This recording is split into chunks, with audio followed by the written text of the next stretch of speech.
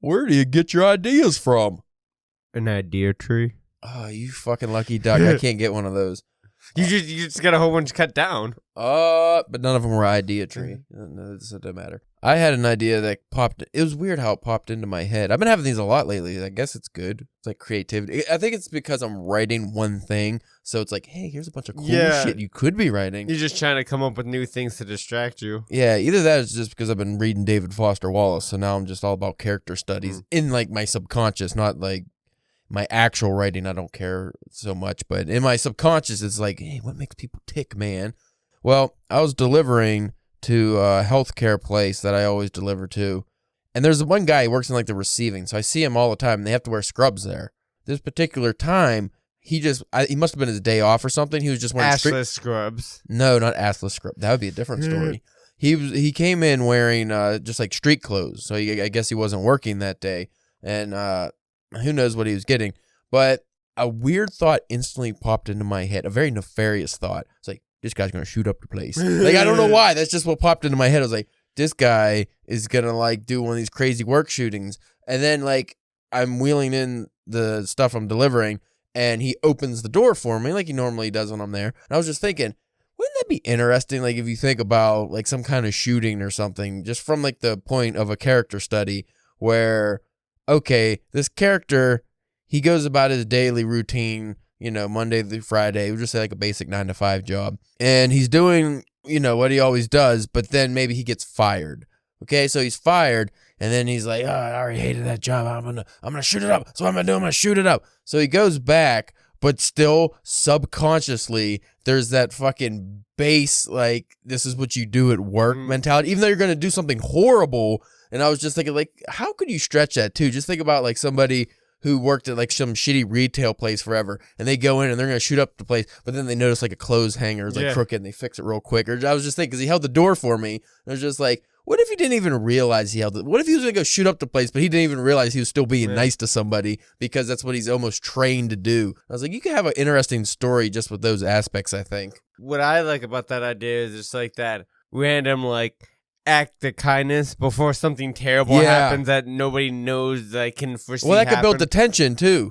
That character, like the audience, or, you know, the reader, they might not realize, like, oh, he held the door, he's being nice, and not realizing, like, you won't be able to see it coming as easily as if he comes storming in or something. Like, oh, he held the door. But like, you could have like whoever the protagonist is point out, like, oh, it's weird that he's there in street clothes. I've never seen him in street clothes. Like, think of like a doorman or something at like one of those fancy apartment buildings in New York. It's like, oh, the doorman's there. He holds the door for me every day, and he's very nice. And he always said, hey, what's up, Jack? And he slaps my hand.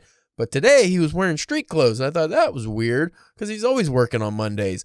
And I was like, hey, what's up, man? You off today? He didn't say anything, but he still held the door open for me. And then, 20 minutes later, like, what the fuck? Oh, my God. And you wouldn't think it was him, though, probably. Like, say you didn't see what happened. So, like, the protagonist, he would just assume, like, oh my God, something horrible is happening, but you wouldn't necessarily think, I hope the doorman's okay. Yeah, but then you'd be like, wait a minute. Like, it slowly might start clicking into place. That was an interesting idea that popped in my head, is how just to break down a character in such a way where you could use that as to ratchet up the tension and give maybe a little twist that the reader isn't expecting, but they should have, like a nice foreshadowing of, it's just not normal if this guy's wearing street clothes, but it would be so small of a thing that you might not think about it at the time. But then in the aftermath, how after accidents, people always like, oh man, there's the warning signs. We should have seen them.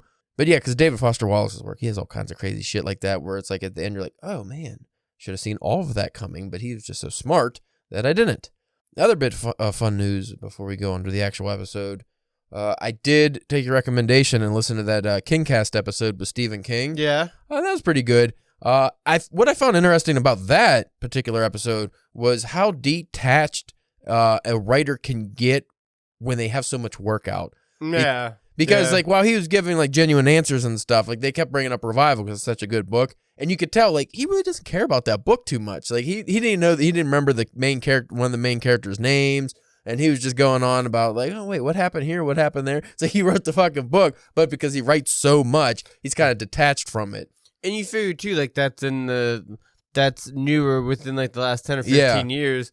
I'm sure, like, that's, like, the details of the stories doesn't stick to you, like, whenever he's in the like when he was in the grips of like writing like The Shining or The Stand or something like that. You know what I mean? Well, we talked about before how there's times where we stumbled upon like one of our old stories on the site and we're like, hey, this is pretty good, or that's dog shit, or whatever our thoughts are. And then we're like, oh wait, I wrote that. Yeah. Like you just completely forget not just the title, but the whole story you're reading. Like this kind of sounds familiar. Did I read this before? And then you realize it's your story. Well, when you were sick a few weeks ago and you posted of you reading that one story that I wrote, I loosely remembered like the idea, but like as I'm listening, I'm just like, I wonder what happened. Like, yeah, I don't remember what I did. Apocalypse story, yeah, about the guy who it's in like a near distant future where it's like an apocalypse setting and he's hiding out in a recreational weed place or something.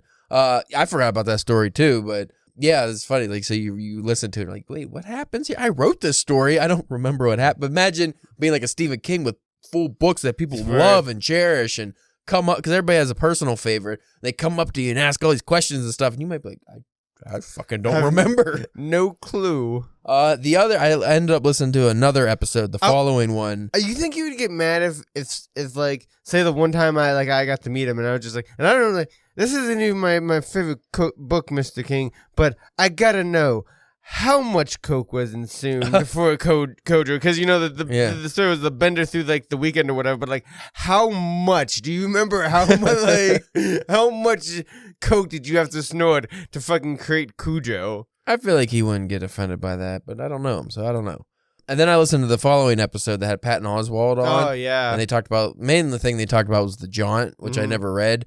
And the way they were talking about it, I was like, oh, I want to check. Before the episode was over, I checked out the story because it's just a short story. And I looked up the PDF of it because I remember, I think in the King episode, the one host was like, oh, man, it's the most fucked up ending ever. So I read the ending. I'm not going to give it away here for a 40-year-old fucking story. But it was very fucked up. I was like, holy shit. So that's something I'm going to read soon, probably. It was one of the rare times that Stephen King just straight like sci-fi story like actually worked, because a lot of times this sci-fi can get like a little wonky, you know, especially if that's like the main focus. Yeah, like Tommy Knockers. Yeah, it gave me like old school Paul, like not Kurt Vonnegut.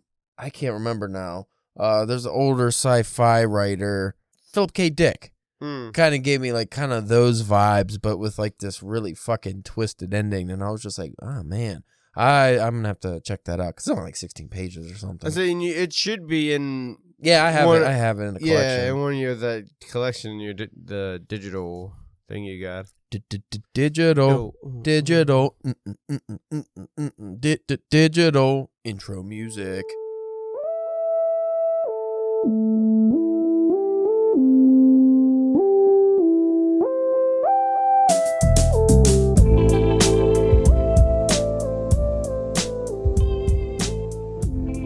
You are listening to... What are we listening to? A podcast of sorts. Are we in the jaunt still? Just the endless void of nothing? Yeah. So this is like year 3,000,000,005? Yes. I'm going to fucking touch my mic a lot real quick. I just like touching it. It's phallus-like. I don't know. Maybe it's saying something. What do you think it's saying? It's saying that you're listening to the Drunken Pen Writing Podcast. That's what it's saying, damn it. Boom! Coming from the jaunt. 40-year-old Stephen King story that nobody probably remembers other than Stephen King fans, which there's a lot of those. I'm your host, Caleb James. What the fuck is your name, brother? Brother! I am here, as always, with Spencer, the Malaysian microphone muncher church. I was going to say mountain man, but that didn't seem... That doesn't fit. I don't even know if there's mountains in Malaysia. I don't know much about Malaysia, other than they have a good bit of pollution, which is unfortunate. Today, we are sponsored by Mangrate. If you want to grill and you need a hefty... No, I don't think Mangrate's even around anymore. If you need to grill, like... No, we need to start, like, mixing, like, mix that with, like... The ball shaver, but like, do you need a cooker shake, but also save your balls at the same time? Yeah, ew, and also kind of yeah. You just don't have the time to do both. Who's that busy? today's episode. The Rock. Yeah, The Rock is a very busy guy. We're not going to talk about Will Smith because by the time this airs, maybe something will have happened, but it's been fucking nonstop on the news. And I'm just like, there's like a war in the Ukraine still. Like, doesn't that kind of top celebrity slaps other celebrity? Anyway, today's episode, and I only brought Will Smith up because it almost relates to this episode. Very, very rare. Slightly. Are we gonna be getting jiggy with it for the episode? I hope so. You see, Spencer, the other day, I was in a bit of a melancholic mood. I was driving at work, and I just was like, I don't want to listen to podcasts. I don't want to think. I just remember better days. And then I put on my Amazon Music that I have. I know people make fun of me because I don't have Spotify or Pandora. I have Amazon Music. Because I want to give Jeff Bezos all my money. Fucking get rich, you bald head fuck. He's too poor. He's too poor. He needs to have money, poor guy. Gotta help him out. Well, I didn't want to listen to any angry music, so I just put on a 90s radio station. First song that came up was What's Going On by 4 Non-Blondes. I don't remember the last time I've heard that song, but it instantly brought me back to when I was, I don't even know how old, a very young man of maybe 6, 7, 8, 9. I don't know when that fucking song came out. I wasn't a teenager yet, I'll say that. And my sister, she grew up in the 90s, so she was a teenager in the 90s, and she listened to that kind of stuff. So I just brought back these very vivid memories of when I was a kid and they're listening to that stuff, and then all of a sudden I was just hit with fucking Kurt Cobain, Nirvana, grunge, and Pearl Jam, and just all the fucking songs of my youth, and I was like, holy shit. 90s were so great. And then I started thinking about all the shows I watched. As things go, I eventually got to the books that I was reading as a little kid. And I was thinking, oh man, I remember Goosebumps and I remember fucking old Sherlock Holmes stories I read. And then I just started getting depressed because I was like, everything just seemed so much simpler back then.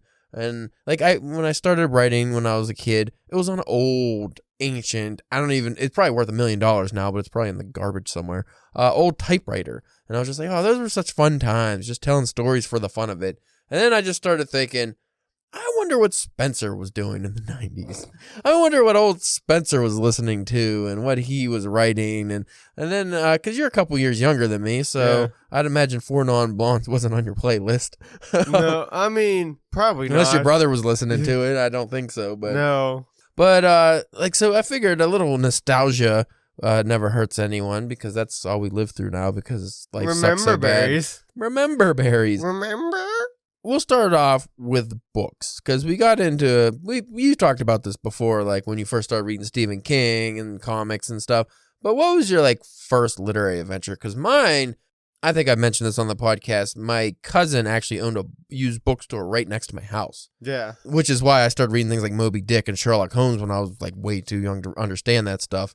But I picked up a lot of fantasy books back then, too, because I liked the covers. And I didn't understand some of what was going on, but everything, I think my cousin just gave me books sometimes. But that was, my first introduction. And then we had the book fairs at school. And those are when I actually got, what would be considered age-appropriate books, like Goosebumps and, which I guess I don't know if you could considered age-appropriate now, but those Scary Tales to Tell in the Dark. I was a big fan of those with the horror covers and the illustrations, and I like that movie they did a couple years ago too, by the way. That's when I actually got into stuff that was I could comprehend all of it, because a little kid reading Sherlock Holmes, I'm only getting the gist of the story. Some of it's kind of going over my head, and even some of those hard fantasy stories, I was like, this is cool. They got swords, but I probably don't. Obviously I don't remember even what the titles were, so they must have not stuck with me that much. But what was your first experience with this kind of stuff that you started maybe even just dipping your toes in the water? I mean, probably the first thing would probably just be, reading something for school. Because like I said, before that, I was never really a big reader. I mean, when I was little, I had shit ton of Little Critter books and the Bursting Bears and that kind of stuff. Right. But nothing literature. You know what I mean? I think it might have been middle school. They had us. like in the class, it was, people would take turn reading, and you would have to maybe like read some on your own.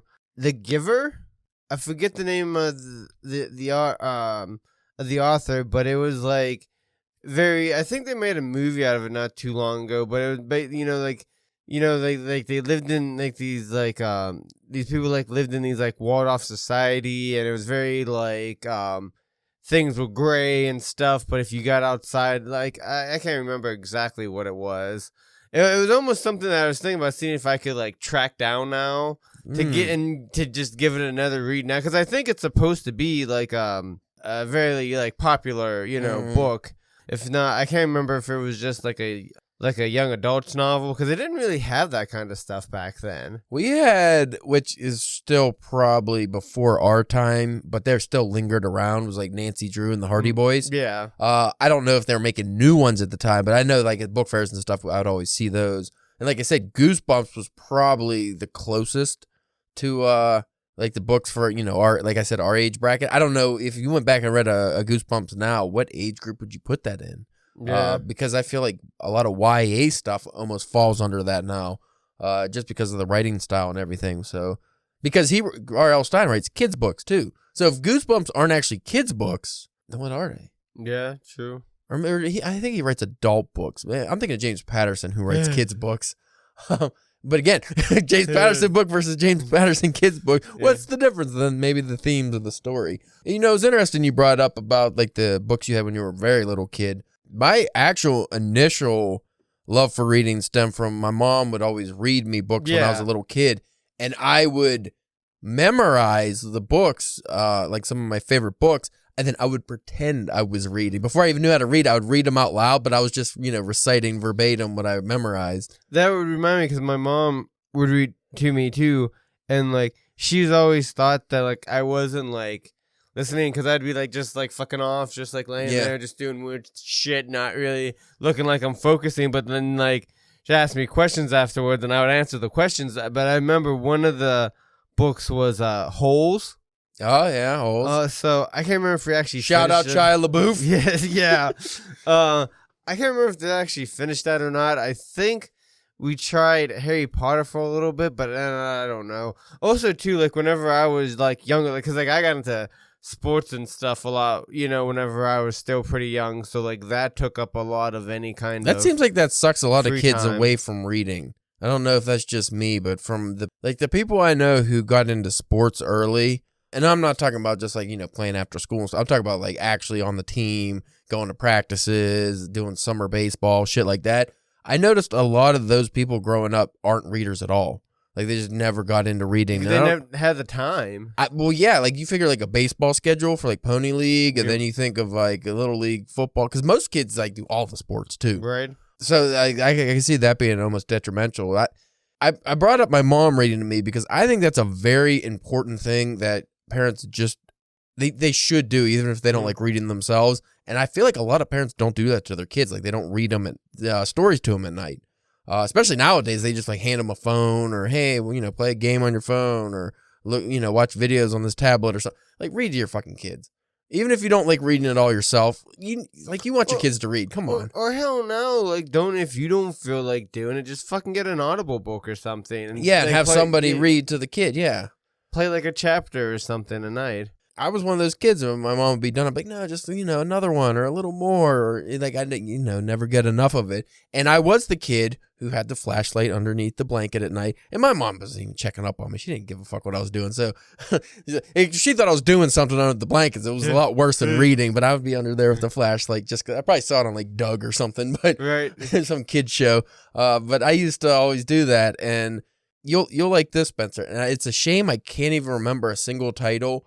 But some of the very first books I read is, again, before my comprehension was there to really understand what I was reading, I would read my mom's Stephen King books. Yeah. Because she was a big Stephen King reader. And I think I even slipped in a few of the Dean Koontz she had.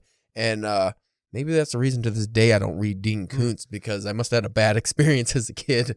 Like on that Kingcast podcast, because one of the parts of the show, they always ask each guest, like, their Stephen King origin story. And a lot of times that's whenever they were younger and their parents were, reading, And it would just be like, because Stephen King always had these cool covers to his novels. So they would just be like drawn in by these covers and reading things that they had no business to be reading at the ages that they were. Oh, yeah. Like I said, that's how I picked books when I went to my cousin's bookstore. I went by the covers, and I think that's why I ended up with a lot of fantasy stuff. Not just because the fantasy covers of the time were really cool, because most of the used bookstores like 60s and mostly 70s and 80s books where they had those cool hand-drawn covers. But now I think about it, I probably got a lot of fantasy because I bet you my cousin, she was probably in her 40s, late 30s, 40s at the time. She probably kind of steered me away. Like if I came up with like a romance novel or a Stephen King book, she probably was like, no, that's no good. You don't want that. What you want is that section. Then she, like, I'm pretty sure that's how that went, but probably why I got a lot of books for free too. I actually still have, I'll have to show you. I have not all of them. I just, maybe a handful of those old paperbacks I found recently, and I still have them, which is kind of cool to go back and like, oh yeah, I remember this. Oh, that was what I wanted to bring up. What was your first, I want to use the word jaunt, but then that brings me into the existential fucking nightmare of infinity. What was the first book you personally sought out? I'm not talking about like book fair where you just see books or, when you're a kid and you just see something, it's like, oh, I want that. I want, something that you actually was like, hey, that's a book I want. I'm going to go and, buy it or have my parents buy it or something like that. For me, and this was probably later, I probably wasn't even a teenager, was that Edgar Allan Poe collection. I think that would have been something because I really wanted an Edgar Allan Poe collection. Because there's like some Sherlock Holmes. Again, it was all stuff like I just kind of saw on the spot. And I was like, oh, that'd be cool, which I still do all the fucking time. I'm like, ooh, I want that. I want the whole collection of Lord of the Rings now. Like, I do things like that still. But the first book I think I actually sought out was like, hey, I need to buy that when I can find it. Or, I saw it in the store. I need to go back and get that sometime. It was that Edgar Allan Poe collection. But that was probably, I might have even been like 20 at the time. I don't think I was that young when I got that. Yeah, I was gonna say it. I had that at Walmart when we worked there. I would say it probably like whenever I first started the Dark Tower, because they were doing like I said before, they were doing the comic book. So I was like, well, I'm gonna at least start the book series before the comics start. I know that they would get massively delayed and not even really finished and stuff. So, but. Yeah, it'd probably be that, or if you want to just like take because like I said, like I probably got into King the worst way by just going all Dark Tower first and reading other things. I remember like out of his, like one of the first ones that I was like really excited and was really looking forward to reading was The Dead Zone. Just fucking killer name. Yeah. I mean, The Dead Zone. Yeah. That's just awesome. I knew like the subject matter and like kind of like what it was about with being able to see, futures and things and stuff like that.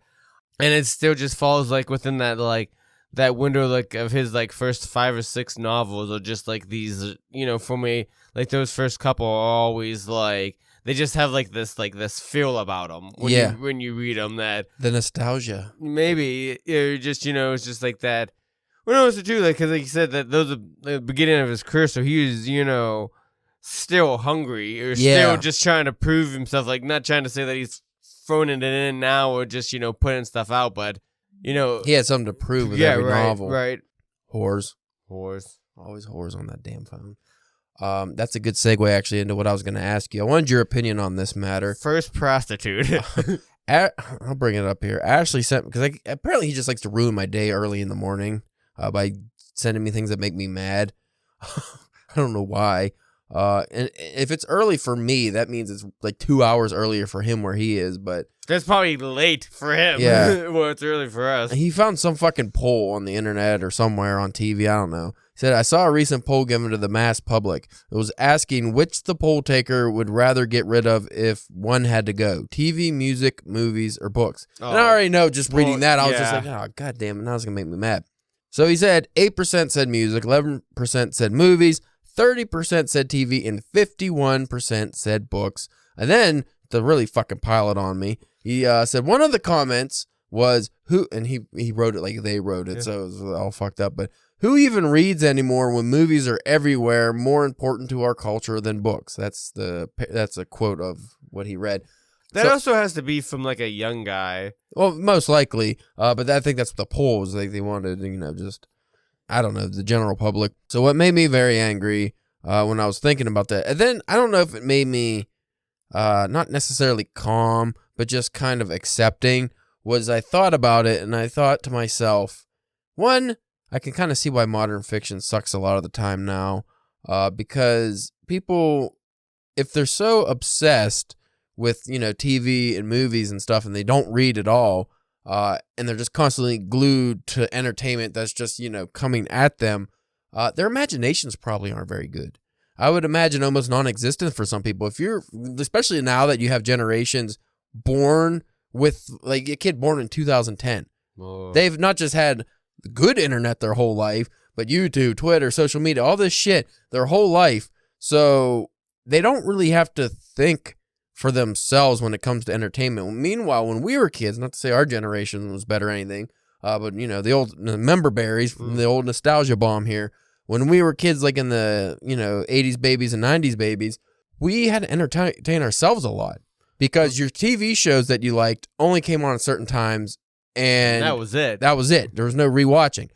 Movies, you can rent movies and stuff, but that wasn't like a thing that you do at all. I mean, maybe if you're an older person, like in your 20s at the time, you could just watch movies all the time. But as kids, we couldn't do that. Again, it was either what our parents got us or, like my family, we had, usually on the weekends, they'd be like, hey, we're going to go down to because we had a local movie rental place. We go down there and you guys get a couple movies or games or, so we'd always do that. But that was not an everyday occurrence. There wasn't just endless movies. There wasn't a Netflix where you could just watch movies. Remember when Netflix was a mailing service? They mailed DVDs to you? Oh, that sounds sketchy as fuck to me now. I remember when I was using Redbox and I was like, Netflix came out as an actual streaming service. And I was like, well, I guess it's the end of this fucking thing. Right. Like, who's going to use this? It's so inconvenient.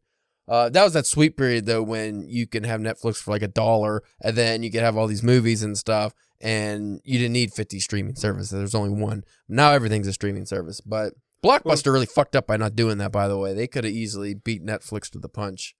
Going back to like the movies and stuff.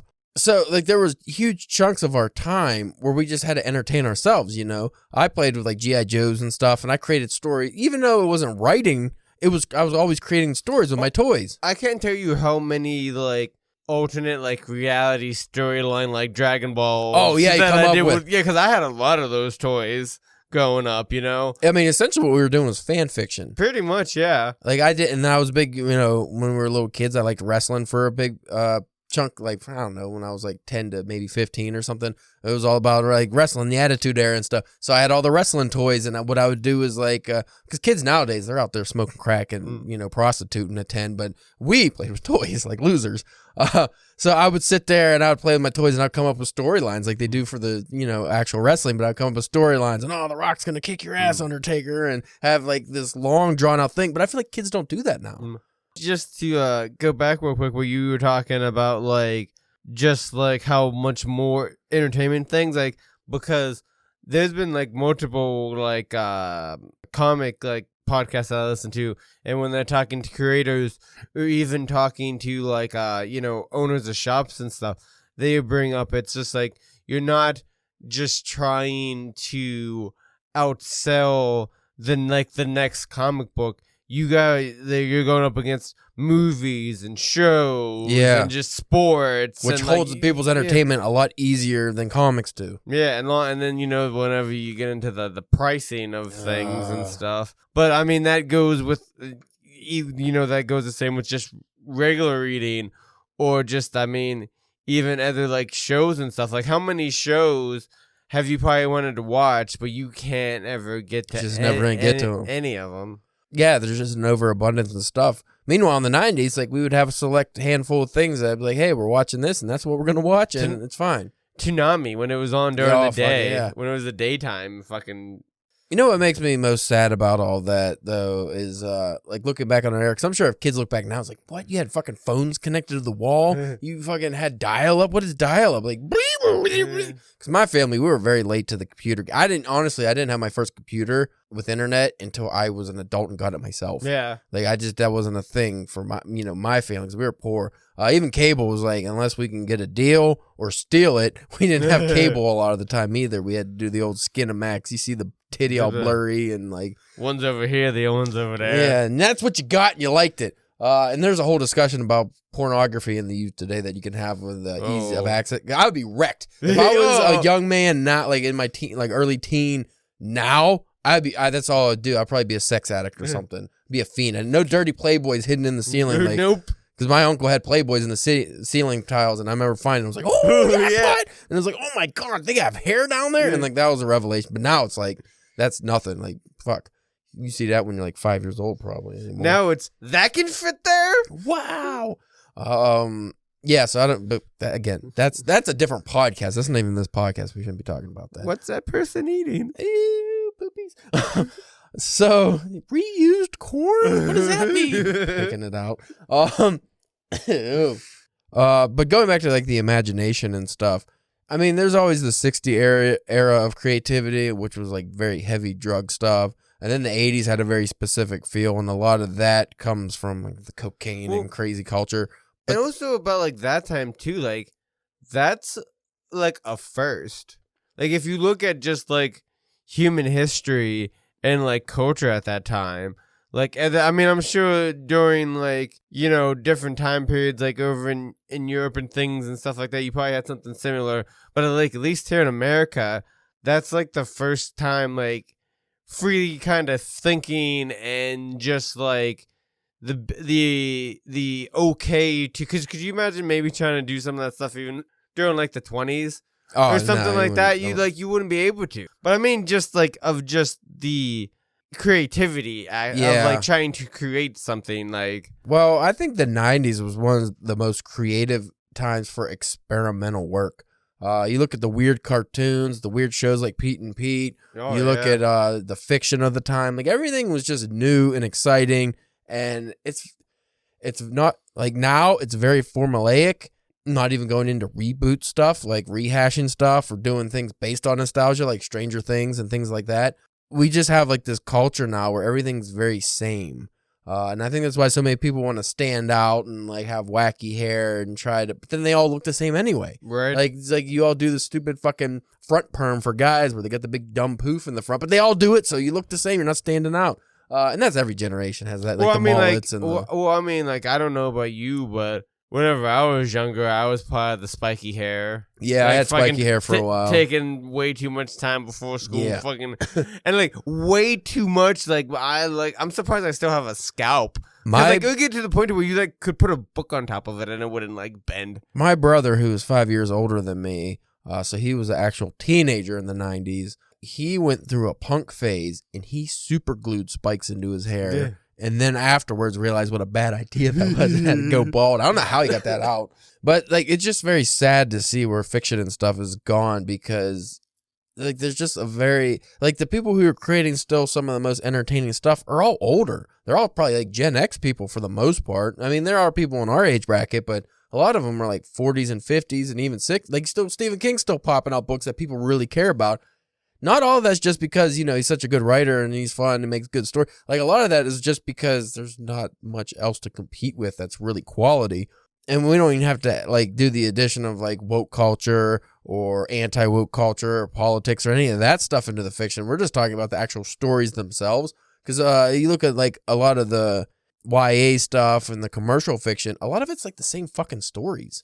Like, they're not very different. Even, like, if you just, like, looking at the cover, you're just like, are all of these the same? Like, is this whole wall just a series of this? Because they look very similar. I hate modern book covers. I think we had not an episode about this, but I'm pretty sure we talked about it. But even, like, Stephen King stuff and, like, just most modern book covers fucking suck.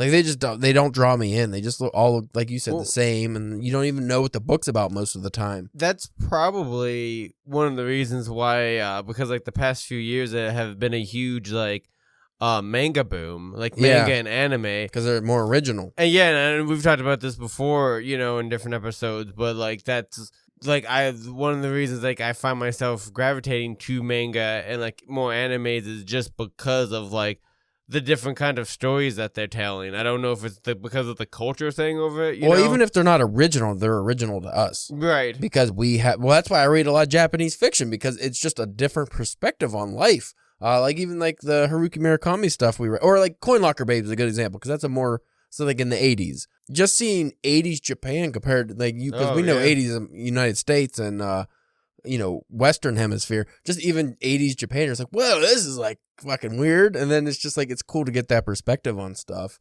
I do worry, like, what's fiction, and not even going into movies and TV and stuff, because I feel like that's already hit the bland, everything's the same wall. There's very rarely unique stuff coming out, and the stuff that is coming out that's unique, most of it's not by young filmmakers or young directors or anything that I see. I'm not like a big, like, I wouldn't say I'm a cinema buff. Like, I like old cinema history and stuff like that, but I'm not like one of those guys that's watch every fucking movie and all that stuff. And same with TV shows. I watch very little TV anymore. But when it comes to like fiction, what's it going to be when like the generation born after 2000, so like the Gen Z and whatever after them, what's it going to be like? Like, what's their fiction going to be like? What stories are they telling when most of them, that's very generalized, I shouldn't say most of them, but again, with the pandemic and everything, I mean, I feel like you can kind of generalize to a degree, because when are these kids able to go out and live? They got to wear fucking masks, and they got to like, worry about getting shot up in school, and they got like everything's trauma. And you can't blame the kids for that, obviously, but like, what kind of fiction are they going to be able to have? And then all the stuff they're going to either have very truncated or like stunted fiction, or they're going to be able to take those experiences and stuff like that and use it to hopefully, as either as inspiration or of just with coming up with ideas or whatever. Because I mean, if you just like look at us, this whole COVID-19, this is like the third or fourth like airborne virus. Yeah. Then now, granted, this one had been way more serious than any of the other ones, but still, if you look back just from when we were in middle school, we had bird flu, we had swine flu, we had SARS, we had don't forget mad cow disease. Like we had constant bomb threats. And I think that's why a lot of millennial fiction is very dark. Yeah, because we're the fucking Columbine generation, pretty much. Like, that was like kind of the end of Gen X, I think, and then we came about into, because what Columbine was like 97, I think, or something like that. Yeah, mid 90s. So we're in high school in the early 2000s. So yeah, we're like right after that, and then I really wish I could say that our generation was the peak of school shootings, but fuck, it's gone up so much more. After our generation, it's fucking terrible. And like, I can't imagine being a kid. Like, if I had a kid, they'd be homeschooled or private school or something. I could not, like, I just don't think I could send a kid to public school. I'd be terrified, because it's just like, I deliver these schools, and you know how easy it is for me to get into places? Like, when I just deliver to schools. So it wouldn't be hard for somebody that really wants to go in there and shoot up the place just to get in. And I delivered to like a lot of different area schools. It's not just like one school district, like a bunch of them. So I can see like, how that shit happens, and it's fucked up. Like, thinking of like the Gen Z stuff and like the fiction that's going to come from their generation, I think it go one of two ways, and I'm hoping for the latter here. I think it could either be they have like this stunted imagination from all this technology and trauma that they aren't able to tell unique original stories. They just kind of tell, rehash what they grew up with, or the stories that like we're seeing now where everything's like a reboot or a rehash or things like that. Or two, which is what I'm really hoping for, is there's like a big creative boom, and we have like a new, like postmodernist type of movement. Like, we have a new lost generation type of movement. We have a new movement of writers and creators who come out and really want to stretch that, like bust through that imaginary wall and just go into like experimental unknown. Like I feel like every 30 years you get something like that. Like, we had the 60s, we had the 90s. You think of like, because the Lost Generation, what they were doing was new and unique compared to, like, you think of like the Edgar Allan Poes and the Mark Twains and that kind of stuff. But fiction was fairly new at that time. like commercialized fiction in the 20s, like that was kind of a new thing, just having books, not things that are just printed in newspaper magazines type of things. So I would say you have, and this goes by genre too, because like you think of like sci-fi, that's probably more the 50s and 70s.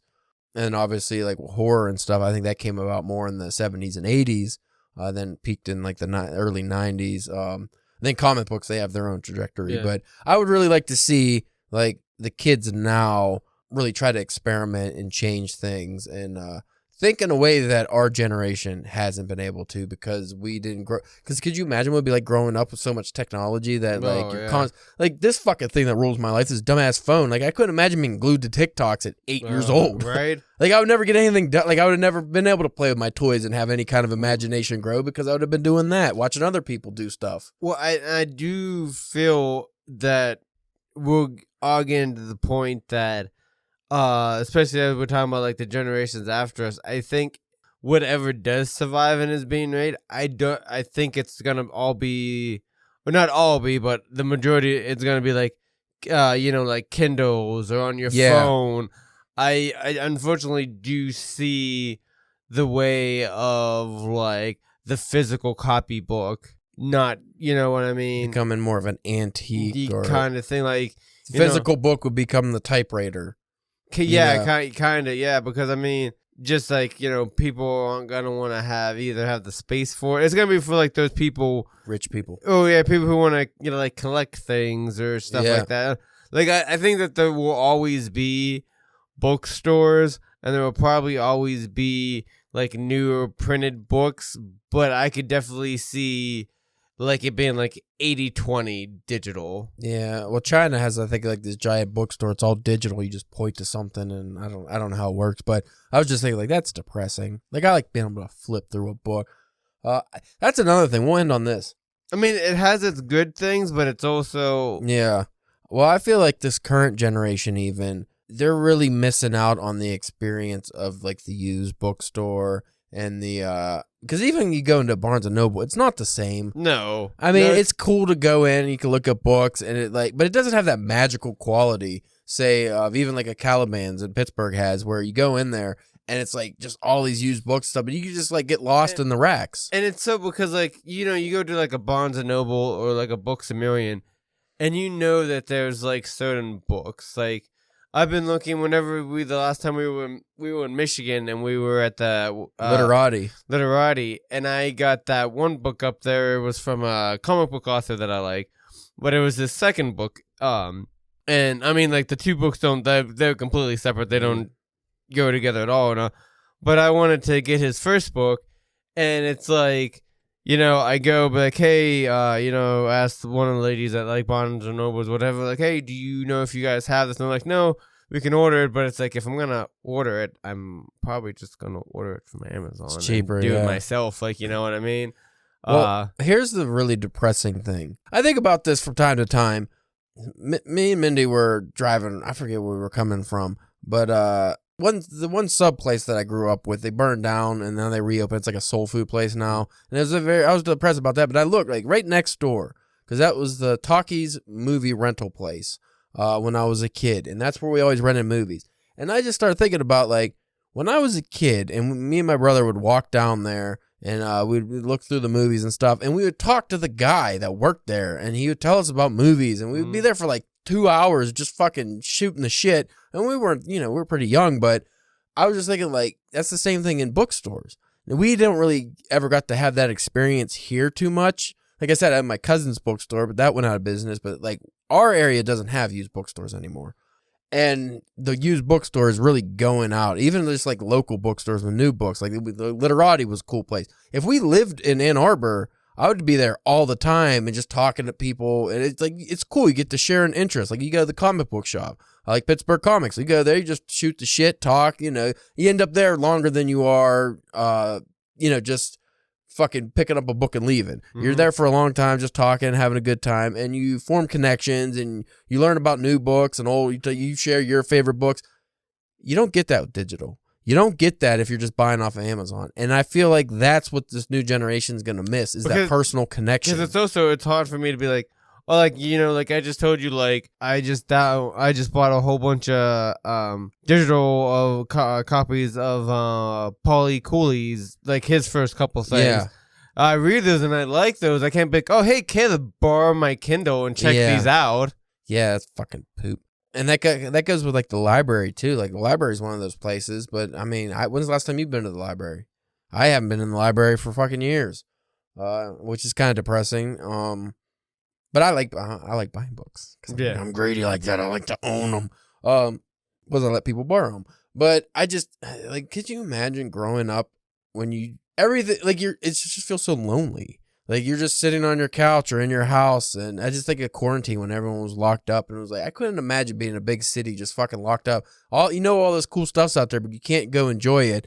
You can't go dancing or drinking or going out to eat. You can't do anything. You just have to sit in your fucking shitty apartment. And I was like, imagine if you had to do that and there was no pandemic. Like that's just your life. It's like, oh, I'm gonna watch a movie on my TV. I'm not gonna go to the movie theater. I'm going to read a book that I download digitally and don't have to go anywhere to get that book. I'm going to play a video game that I had to buy because I can't rent video games. Like, it just seems very lonely existence, like a future that I don't want to be a part of. Like, I don't want that. Like, I'm not even, like, I'm an introvert, but I still like being able to go to places and just be around other people enjoying the same thing. Mm-hmm. Like if I'm in a cafe and I'm reading a book, like I don't even have to talk to people. I'm just like, oh, it's cool that there's other people doing the same thing, drinking a coffee, reading a book. You know, if I'm somewhere writing out in public, I'm just like, oh, it's kind of cool that there's other people that do this.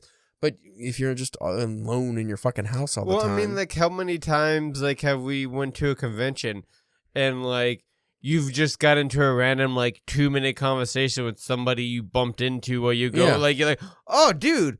That's a cool shirt. Yeah, man. Oh, did you ever read the story that so-and-so wrote with, you know what I mean, like that? And, you know, and then you might never see that person ever again, but, you know. But you don't get any of that if it's all digital. That's where we're going to leave the audience. Filling in the... Technology is bad as you listen to a podcast. On technology. Yeah. Technology is not bad. It's just the overabundance and misuse of it is. So, folks, I don't want to leave you in the melancholic mood that I was in when I thought up this topic very quickly. So, na-na-na-na-boo-boo. Na-na-na-na-boo-boo. Go to drunkenpenwriting.com on the internet to read our fiction that's digital. It's a fucking double-edged sword. Twitter, Facebook, Instagram. You know the name by now. I shouldn't have to tell you. But if you can, support your local bookstore, man. Yeah, if you have any. I mean, even like even if it's like a Barnes & Noble or whatever, because here soon they're probably not going to be around for a while. Yeah. And you know what? I'll tell you this, Spencer. If a Blockbuster was still around again, and that's the sad thing. We're like lamenting the loss of chain places now. Right? Like, because like Blockbuster, I didn't start going to Blockbuster until my local fucking movie place closed down, and then I had to go to Blockbuster. Because it was the only thing. Yeah, no, but like, if they had local rent-a-movie places, I might actually go to those again just to be able to do it. Like, I just feel like we need something like that, but especially the used bookstore. I think there's no reason they can't succeed other than people don't want to read, which is depressing. Here.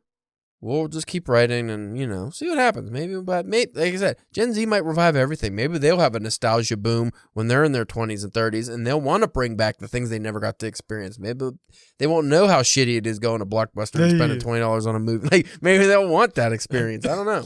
That you had to watch in 2 days, or you're going to get paid another $5. I had to put the VHS in the fucking rewind thing and rewind it, and then it goes, and you're like, ah, God damn it. Anyway, thanks for listening, and we will check you next week with hopefully a more upbeat topic. Probably not. Probably not.